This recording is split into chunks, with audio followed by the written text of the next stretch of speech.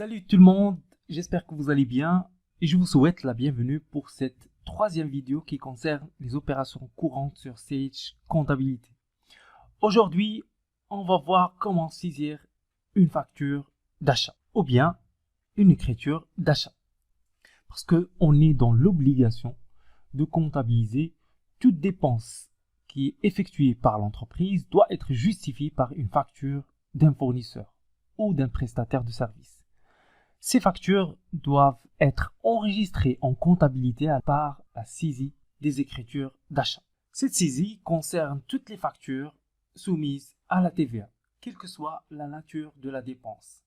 Achats tels que matières premières, marchandises, aux frais généraux tels que loyer, honoraires, etc. Une autre question qui va certainement susciter votre curiosité, c'est quand saisir les factures d'achat. Alors la réponse est simple. La saisie des factures d'achat doit se faire selon la même période que la réception des factures, idéalement étant une saisie régulière, quotidienne ou hebdomadaire. L'intervalle maximal correspondant à la périodicité des déclarations de TVA. Si la déclaration de TVA est mensuelle, il faudra obligatoirement saisir les factures d'achat au moins une fois par mois. Et par conséquent, pour une saisie fiable et rapide, on a besoin d'un logiciel de comptabilité qui va nous permettre de gagner de temps et organiser notre travail. Et pour faire cette opération de saisie de facture achat ou même d'autres opérations telles que les ventes, nous avons besoin des éléments comptables tels que le plan comptable pour avoir les comptes, on l'a déjà fait, et on a notre plan comptable prêt à l'emploi. Également, on a besoin des taux de taxes. On a créé la majorité des taux de taxes qui sont disponibles également à l'emploi. Nous avons créé les journaux de saisie, le journal achat pour effectuer ces écritures d'achat et journal banque pour effectuer le règlement. En gros, nous avons tous les éléments comptables qu'on aura besoin pour effectuer une opération fiable et rapide. Il faut savoir que l'enregistrement d'un achat de marchandises est similaire à celui d'une facture de vente, mais de façon inversée. Il y a deux méthodes qui peuvent être utilisées pour comptabiliser des achats de marchandises et leur paiement selon que le paiement est immédiat ou différé. La première méthode consiste à la comptabilisation et le paiement sont instantanés et la comptabilisation et le paiement sont différés. De toutes les façons, la seule différence qui existe, c'est le mode de règlement. Est-ce que le paiement est au comptant ou bien le paiement est différé, c'est-à-dire on achète à crédit. Il existe plusieurs types d'achats. Par exemple, les achats stockés de matières premières et fournitures destinées à entrer dans la composition des produits traités ou fabriqués. Et le compte, c'est C101. Également, les achats stockés relatifs aux autres approvisionnements, tels que les matières consommables et les emballages. Et le compte, c'est 602. Également, on a les achats non stockés d'études et de prestations de services incorporés directement aux ouvrages et produits. Et le compte, c'est 604. Nous avons également les achats non stockés de matériel, d'équipements et de travaux incorporés directement aux ouvrages et de produits. Et le compte, c'est 605. Ensuite, les achats non stockés de matières et fournitures, tels que fournitures d'eau ou d'énergie, produits d'entretien, fournitures administratives, etc. Et le compte, c'est 606. Et enfin, le dernier exemple, c'est les achats de marchandises, c'est-à-dire tout ce que l'entreprise achète pour le revendre en l'état. Et le compte, c'est 607.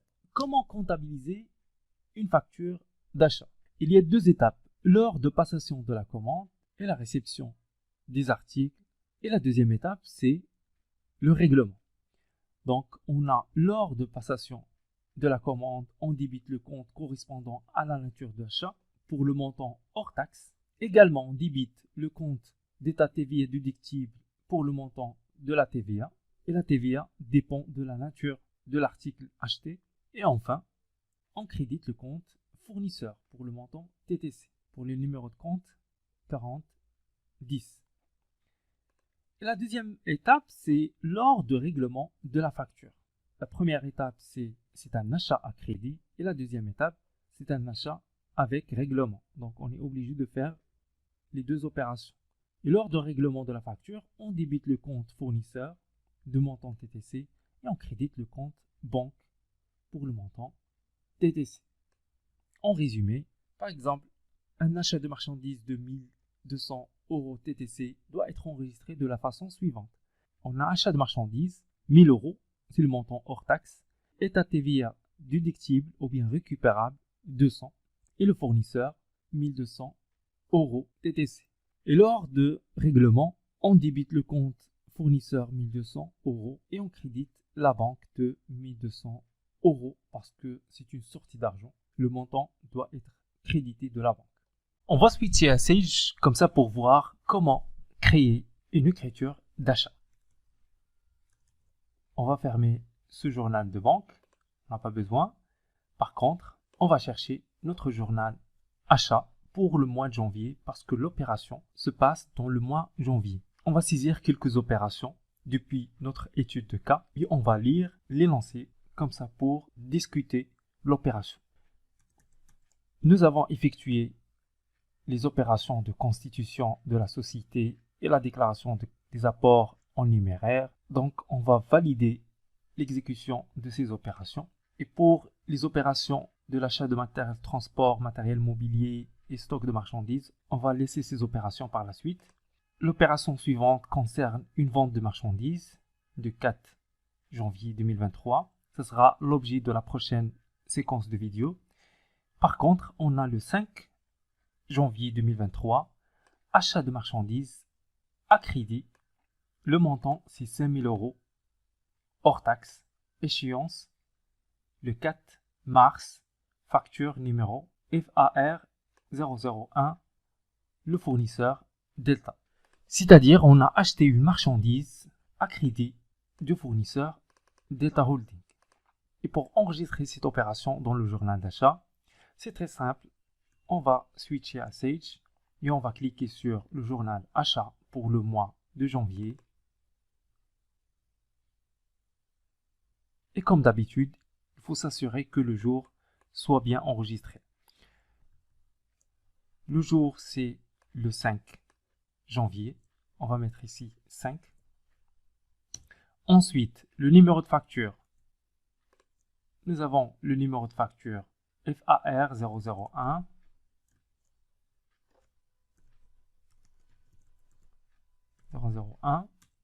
Pour la référence, on n'a pas une référence qui est renseignée dans l'énoncé.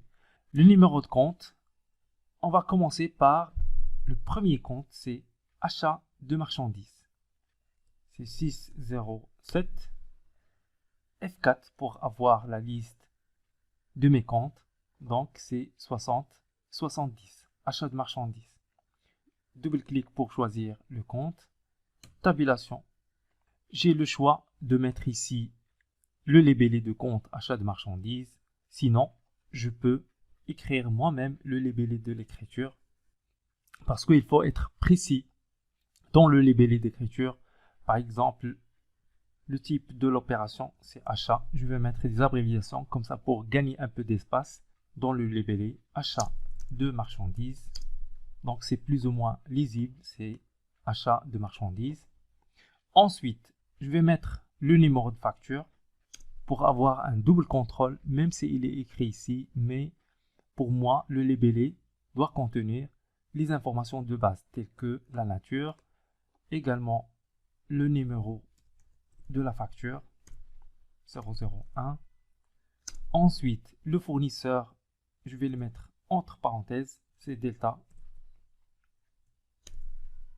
Et par la suite, je mets le numéro de chèque. Puisque l'achat est à crédit, donc il n'y a pas de numéro de chèque, je fais tout simplement tabulation pour débiter le compte achat de marchandises avec un montant de 5000 €. J'enregistre. Bien évidemment, Sage, il reprend les informations de la ligne précédente. Le jour, c'est le 5. Je garde le numéro de facture. Ensuite, il n'y a pas de référence. Ensuite, je vais choisir le compte de l'état de TVA récupérable ou bien déductible.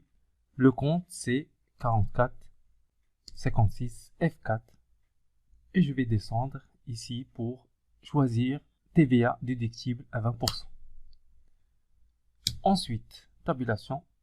De préférable de mettre le libellé TVA déductible 20%. Comme ça, pour voir le libellé, je vais comprendre que c'est le montant de TVA.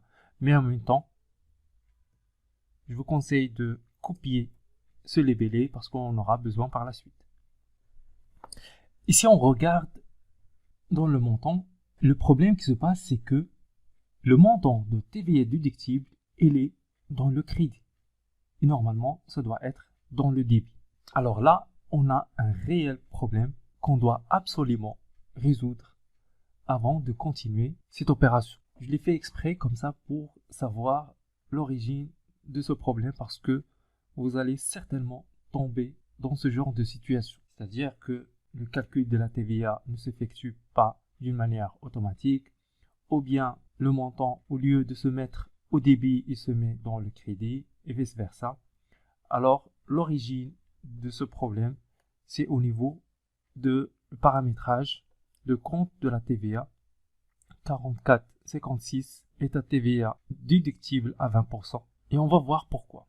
On va aller dans le menu structure, ensuite taux de taxe, ensuite on va chercher notre taux de taxe qui est D20, TVA déductible à 20%, et on va cliquer dessus, et on va chercher le compte achat de marchandises 60-70 est affecté dans la liste des comptes généraux. Donc ici on a achat de marchandises, matières consommables, variation de stock, etc., etc.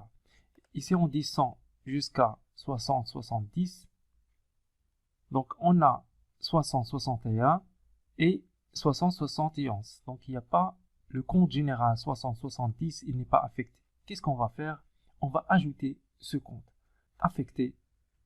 Ensuite, on va chercher notre compte 60-70. C'est difficile à chercher depuis la souris. Qu'est-ce qu'on va faire?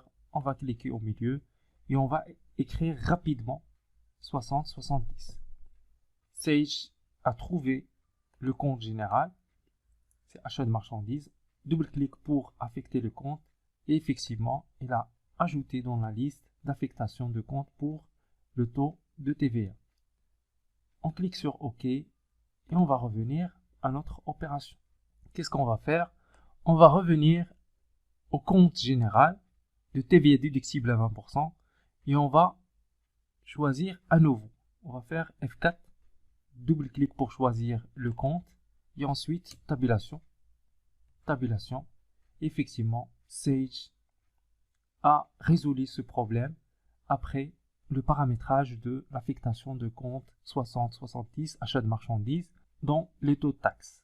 Et dorénavant, ce genre de problème ne va pas se répéter. Mais si vous tombez dans ce problème ultérieurement avec un autre compte, c'est la seule manière pour résoudre ce genre de situation. On clique sur enregistrer et ensuite on va choisir notre fournisseur. Je laisse le jour tel quel, c'est le 5 janvier. Ensuite, je laisse le numéro de facture et par la suite, je zappe la référence. Mon objectif, c'est de choisir le compte tiers. Bien évidemment, c'est obligatoire de choisir le compte général. Mais par contre, pour les comptes tiers, clients et fournisseurs, je vais le choisir au niveau de compte tiers. Si je connais très bien le numéro de compte tiers, je vais l'écrire. Par exemple, 00, etc. Sinon, il suffit juste taper F4. Ensuite, la liste des comptes tiers apparaît et je vais choisir mon fournisseur Delta Holding. Je le choisis, ensuite OK. Et par la suite, vous allez remarquer que il a mis automatiquement le compte général collectif de fournisseur Delta Holding. Tabulation, cet achat de marchandises, c'est à crédit. Et la date d'échéance est le 4 mars. Donc, je vais saisir la date d'échéance qui est le 4 mars 0403 2023. F4 pour s'assurer, c'est effectivement le 4 mars 2023. Parfait. Ensuite, tabulation. Et là, Sage calcule le montant TTC automatiquement à partir de montant hors taxe plus la TVA. Et j'enregistre. je vais regarder ici s'il y a des erreurs faites lors de l'enregistrement.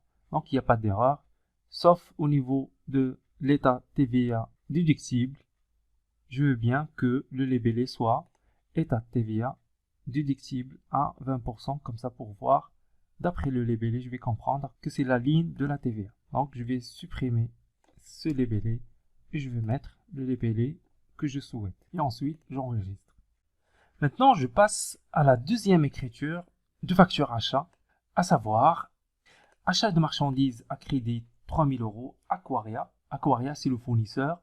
La moitié par chèque bancaire SG 007 et la moitié à crédit échéance le 6 février, facture numéro PS 0701. On va confirmer que cette ligne a été enregistrée et on va zapper cette opération car il s'agit d'une facture de vente de marchandises. Le premier élément à tenir en compte, c'est la date, le 7 janvier. Donc je clique sur Nouveau. Ensuite, étant donné que Sage, il va reprendre les informations de la dernière ligne, donc je dois obligatoirement changer 5 par 7. C'est le jour qui représente cette date. Tabulation, je vais renseigner ici le numéro de la facture, c'est PS 07 01.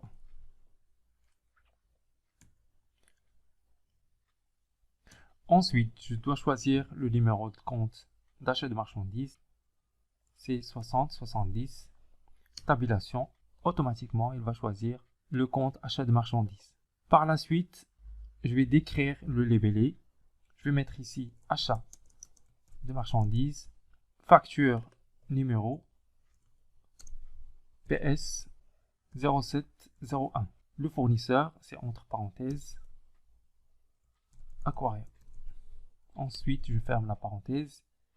Tabulation, je débite le compte achat avec un montant de 3000 € hors taxe. Entrée pour enregistrer. Ensuite, je dois choisir la TVA 44,56. Tabulation. Je choisis état TVA déductible à 20%. Ensuite, je vais copier le libellé et par la suite, je supprime le libellé pour ajouter l'intitulé de compte TVA. Tabulation, le montant de la TVA a été calculé d'une manière automatique et cette fois-ci dans le débit. J'enregistre, je passe à la troisième ligne qui est le fournisseur. Je laisse les mêmes informations, numéro de facture, à la référence, il n'y a pas de référence. Je passe directement au numéro de compte tiers, F4 pour choisir Aquaria. OK, tabulation. Je ne veux pas avoir ni le libellé de compte tiers qui est Aquaria, ni TVA déductible à 20%. Qu'est-ce que je vais faire? J'ai déjà copié le libellé de la première ligne et je vais la coller parce que c'est plus signifiant. Ensuite, tabulation, je dois choisir la date d'échéance. Alors, la date d'échéance a été faite d'une manière automatique. C'est le 6 février 2023. Et ça tombe également avec la date d'échéance proposée par le fournisseur. Parce que tout simplement, si on revient au plan tiers, ensuite on va choisir le fournisseur Aquaria. Si vous vous rappelez très bien, dans le volet paramètres, on a paramétré le mode de règlement, c'est 30 jours par virement bancaire.